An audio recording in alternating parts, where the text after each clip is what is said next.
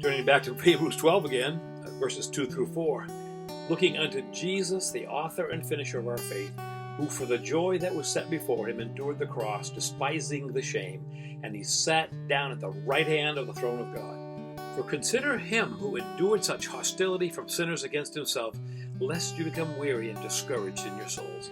You have not yet resisted to bloodshed, striving against sin.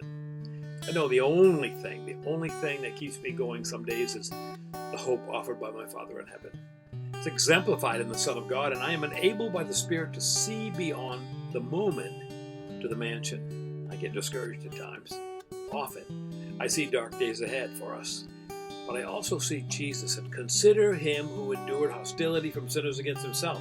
How did Jesus, by the way, he was not only fully God, he was fully human.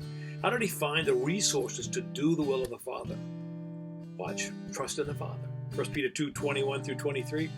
For to this you are called, because Christ also suffered for us, leaving us an example that we should follow his steps, who committed no sin, nor was deceit found in his mouth, who when he was reviled, didn't revile in return, but when he suffered, he did not threaten, but committed himself to the one who judges righteously. See that? Committed himself to the one who judges righteously or correctly. When the storms of life rage, Isaiah 26:3, you will keep him in perfect peace, whose mind is fixed on you because he trusts in you. Charles Spurgeon said, when you cannot trace God's hand, you can trust his heart. Somehow we in this land thought that we would be exempted from suffering, that following Jesus had brought through the ages to everybody else. I think we're getting a small hint that may not be the case.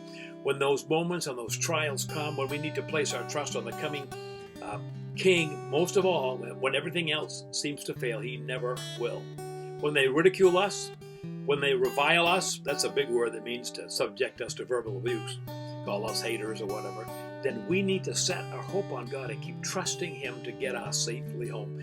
My mom used to sing this old song, and I close today to offer us all of its hope. In shady green pastures, so rich and so sweet, God leads his dear children along.